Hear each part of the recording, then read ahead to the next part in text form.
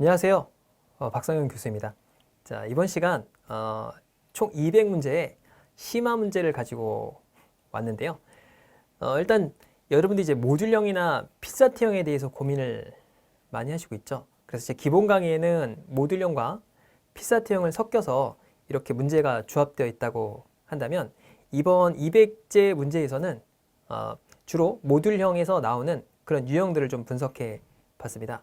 자, 일단 여러분들이 가장 힘들어하는 게 시간 관리겠죠. 시간이 얼마나 많이 걸리느냐, 그리고 시간을 어떻게 하면 단축할 수 있느냐에 대한 그런 난제를 해결하는 게 이 NCS 직업기초능력평가의 핵심일 겁니다. 그렇다면 모듈형은 아닐까요? 당연히 모듈형도 시간 단축이 굉장히 중요하겠죠. 자, 그래서 그 첫 번째 모듈형에서 주로 나오는 거는 대부분 다 실용문입니다. 그렇다면 실용문을 우리가 뭐 전체에 있는 모든 370개 이상의 공기업에 대한 걸 다 알 수는 없고요. 주로 많이 나오는 게 여러분들이 많이 보는 것들이 이제 공단 계열들이겠죠. 공달이나 한전이나 코레일이나 뭐 이런 쪽이 가장 많이 볼 겁니다. 자, 그래서 그런 실용문을 좀 알려드리려고 하고요. 또 중요한 게 뭐냐면 우리가 일반적으로 실용문이라고 한다면 5대 보험이 있죠. 뭐 고용보험, 산재보험, 그 다음에 건강보험, 그리고 뭐 국민연금 이런 노인 장기 요양보험까지 총 5가지의 이 5대 보험을 아셔야 되고요. 그 다음에 기본적인 행정 업무들이 좀 있을 겁니다.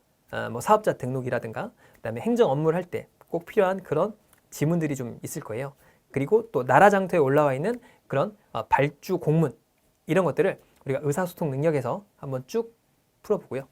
자, 그 다음에 우리가 기본 강의에서 봤던 그런 자료 해석의 어림산 부분이 있죠. 그걸 어떻게 적용할 것인가? 모듈형이라고 해서 피사트형과 다르게 자료 해석이 그렇게 별도로 나오는 건 아니죠. 똑같은 유형이기 때문에 어떻게 하면 좀 빨리 풀고 어떻게 하면 접근 방법이 좋을까 이런 것들을 좀 알려드립니다. 그동안에 쌓였던 어림산에 굉장히 많은 기법들이 있는데 그것들을 활용하는 법들을 알려드려요. 그럼 이제 보면서 어디가 이렇게 들어갈까 고민을 많이 하시죠. 자료 해석에서는 그런 것들이 어떤 무공처럼 이렇게 쓱쓱 나와야 됩니다. 이제 그런 것들을 적용하는 법들을 좀 알려드리고요. 자료 해석은 무조건 95점 이상 맞는 걸 목적으로 여러분들이 공부를 해야 되는데 그러한 방법들을 알려드리겠습니다. 자, 그리고 이 모듈형에서는 문제 해결 능력이 굉장히 이 중요한 요소로 받아들이고 있죠. 그래서 문제 해결 능력이라고 한다면 우리가 첫 번째는 추리, 그리고 문제 해결형 문제, 그리고 자원 관리가 있을 겁니다. 자, 그러면 추리형이라고 한다면 추리형에 보통 나오는 유형들은 피사트나 또는 모듈형이나 비슷합니다. 비슷한 걸 공부를 하셔야겠죠. 그래서 그런 것들을 좀 알려드리고요. 그다음에 직해법 1번, 2번이 얼마나 중요한지를 다시 한번 알게 되실 겁니다. 직해법 1, 2번이 있다면 우리는 웬만한 것들을 다 풀 수가 있고요. 제가 설명드렸던 기본서에 있던 그런 추리의 어떤 스타일들을 알고 있다면 문제를 풀 때 접근하는 방식이 좀 빠르고요. 그 외에도 여러 가지 기법들을 좀 설명을 해드릴 예정입니다. 자, 그리고 문제 해결 문제는 여러 가지의 패턴을 좀 아셔야 돼요. 그래서 제가 좀 어렵다고 생각하는 패턴들을 다 넣어놨습니다.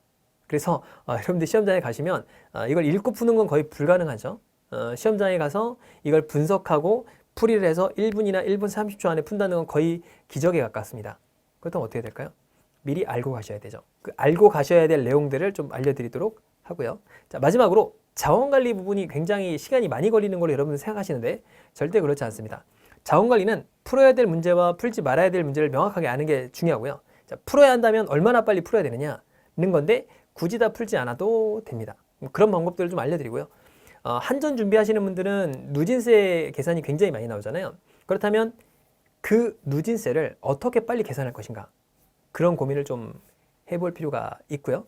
다양한 방법들을 적용해서 비교해서 풀기 또는 뭐 시간 관리를 이렇게 접근하면 좀 빠르다 뭐 이런 식으로 좀 센스를 발휘해서 푸는 것들이 좀 있습니다. 자, 다시 한번 말씀드리지만 저는 편법을 가르치지 않습니다. 저는 정상적인 방법으로 어떻게 하면 빨리 풀 수 있느냐를 고민하는 거지 뭐 이렇게 몇 가지를 배워가지고 요행으로 빨리 푸는 거는 없습니다. 이 시험은 공부를 많이 하시고 열심히 하셨던 분들이 가장 큰 이 점수가 나오는 그런 분야입니다. 과거처럼 뭐 단순하게 뭐 일주일 대충 봐서 머리가 좋은 친구들이 많이 합격을 하는 그런 시험이 아니라고 말씀드렸죠. 이제는 공부를 해서 실력을 쌓은 친구들이 좋은 점수를 받는 그런 시대가 왔습니다. 자, 여러분도 이제 200개의 문제를 한번 보시면서 저와 함께 고민을 해보는 거죠. 이 시험은 그냥 단순하게 제가 이렇게 풀어서 이렇게 나왔다라고 생각하는 것보다 여러분이 풀어보시고 사고력을 높이는 게 굉장히 중요합니다. 자, 그럼 한번 저와 함께 요 강의를 한번 시작해 보도록 하죠. 자, 한번 들어가 보시죠.